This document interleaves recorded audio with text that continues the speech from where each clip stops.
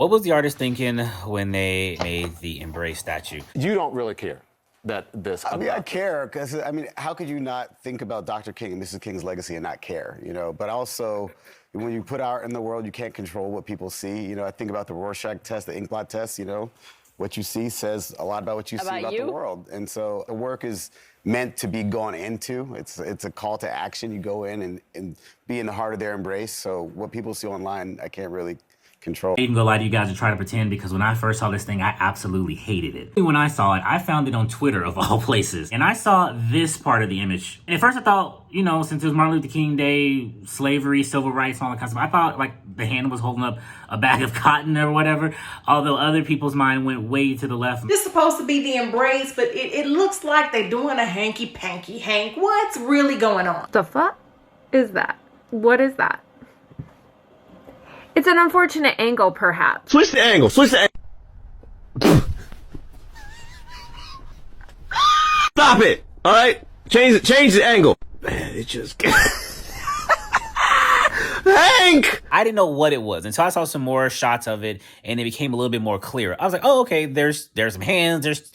I'm guessing there's two people that's supposed to be hugging each other. And I have to admit, I was one of the people who were like, this statue sucks. This little statue is not giving what it's supposed to have gave. I don't know if they missed the part. I don't know if they probably should have added the heads in there. I don't know if they're trying to be funny. It's supposed to be some type of embrace. I'll show y'all the picture.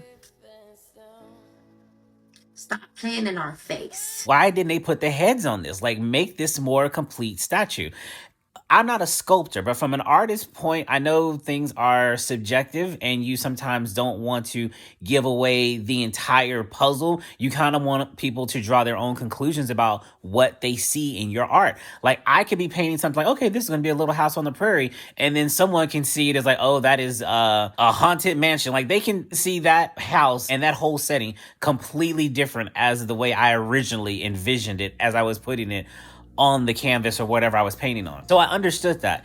And I actually ended up talking to my mom and I was like, did you see that statue? She's like, oh yeah, they showed it on Good Morning America. And she was like, oh, it's so beautiful. And I was like, really? I think it's kind of odd, don't you think? Why didn't they put the heads on it? And she started going over some things as how she saw it in her field of projection. And I was like, as I talk to you more and as I'm spinning around this thing and seeing the shots, I'm starting to understand. Not so much that they were trying to capture Martin Luther King. They were trying to, the artist was trying to express embracing your fellow man. That's what this was about. Now, the controversy around this piece is that people don't like that they don't have heads. And they don't like that they think it looks a little bit sexual from some angles. And I think people were just expecting it to be a realistic statue of Martin Luther King Jr., which doesn't make sense because Hank Willis Thomas is a conceptual artist. But here's the thing.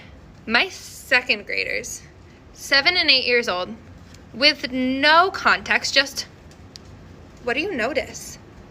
Why do you think the artist did that? They were able to figure out, number one, that it was Martin Luther King Jr.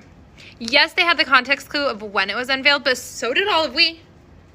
We didn't need faces to figure that out. Number two, they recognized this as hugging. They also recognized that it could be someone hiding, which I think is also a very cool interpretation. I feel if you are making art about someone specific, the art needs to be specific and not something where people walk up to it and tilt their heads saying, huh? And I'm understanding now, putting the heads on it would take away from anyone else seeing themselves in there. Your head and the person that you are embracing, loving, respecting, or whatever you want to, or however you want to phrase it, are supposed to be the heads that are on top of that thing. You're supposed to envision yourself on the statue, loving your fellow man. And it gave me a whole new appreciation of it. Yes, it does look a little weird from certain angles. Yes, it is very, very different. I will agree. But in some areas, it is very, very beautiful. This area right here, if you look at it, it's shaped like a heart. And they saw how on one side it looks like a heart. That was such an easy thing for them to find. So if 7 and 8 year olds were able to correctly interpret this piece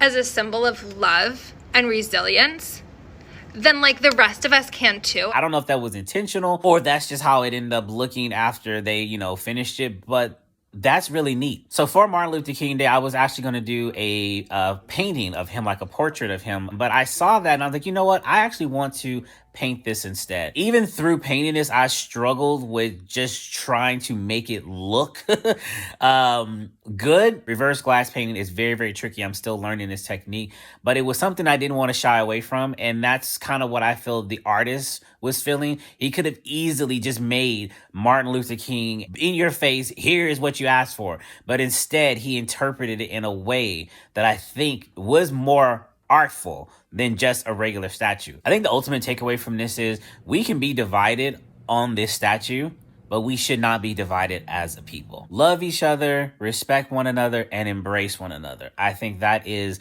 the message above all else from this statue. Is it perfect? Not by any means. But the artists have definitely portrayed certain aspects of it in a better light that might have been more understandable to the masses, most definitely. Furthermore, you want to talk about how subjective art can be. I'm going to show you guys this here. This looks like it was done by an elementary school student with a crayon, but it's not. It's actually done by a professional artist. And I dare you to guess how much this painting went for.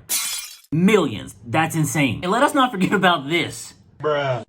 This, a banana on a canvas. So yeah, art can be very subjective. And what might look like trash to another person clearly can be a treasure to someone else. I'd love to hear what your guys' take on it is, what you think about this sculpture, honestly, down in the comment section. Anyway, I'll be back with a brand new video. And until then, I think you should check out this one. You're probably gonna like it. And I'll catch you on the next one. Y'all immature. Like, seriously. Y'all was wilding this whole weekend and y'all really embarrassing. Like, y'all really embarrassing.